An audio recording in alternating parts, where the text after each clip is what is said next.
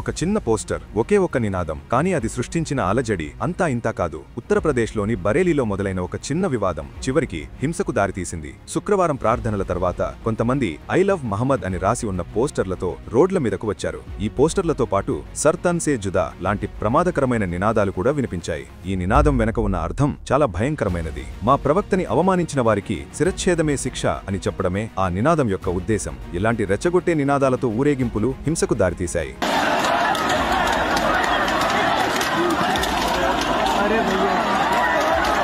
మహారాష్ట్రలోని అహ్మద్ నగర్లో కూడా కొంతమంది రోడ్డుపై ఐ లవ్ మహమ్మద్ అని రాశారు. దానిపై ఎవరైనా నడిస్తే మేము ఊరుకునేది లేదని, గొడవలు జరుగుతాయని బెదిరిస్తున్నారు. ఒక్కసారి ఆలోచించండి, రోడ్డు మీద మీ ఇష్టం ఉన్నది రాసి దానిపై నడిస్తే మనోభావాలు దెబ్బతింటాయని అనడం ఎంతవరకు సమంజసం? ఎవరైనా పొరపాటున చూసుకోకుండా నడిచినా, తమ వాహనాలు నడిపించినా తలలు తెగుతాయని అనడం ఎంతవరకు కరెక్ట్? కొందరైతే ట్రాఫిక్ సిగ్నల్స్ దగ్గర నిలబడి అక్కడ ఆగిన వాహనాలపై బలవంతంగా ఐ లవ్ మహమ్మద్ అని స్టిక్కర్స్ అంటిస్తున్నారు. ఒకరి మతాన్ని మరొకరిపై బలవంతంగా రుద్దడం ఎంతవరకు కరెక్ట్? కొంతమంది నాయకులు ఈ సిచ్యువేషన్ ని తమకు అనుకూలంగా మార్చుకుంటున్నారు. ప్రజాస్వామ్యం ప్రమాదంలో ఉంది అంటూనే ఇలాంటి హింసను ప్రేరేపిస్తున్నారు. వాళ్లు ఒకవైపు శాంతి గురించి మాట్లాడుతూనే మరోవైపు సర్ తన్ సే జుదా లాంటి నినాదాలను ప్రోత్సహిస్తున్నారు. ఇలాంటి సున్నితమైన విషయాలను అడ్డం పెట్టుకుని రాజకీయ నాయకులు తమ ఆట ఆడుతున్నారు. వాళ్లకి కావాల్సింది మన మధ్య ఐక్యత కాదు, కేవలం ఓట్లు. ఈ ఐ లవ్ మహమ్మద్ పోస్టర్ల వివాదంపై మీ అభిప్రాయం ఏంటి?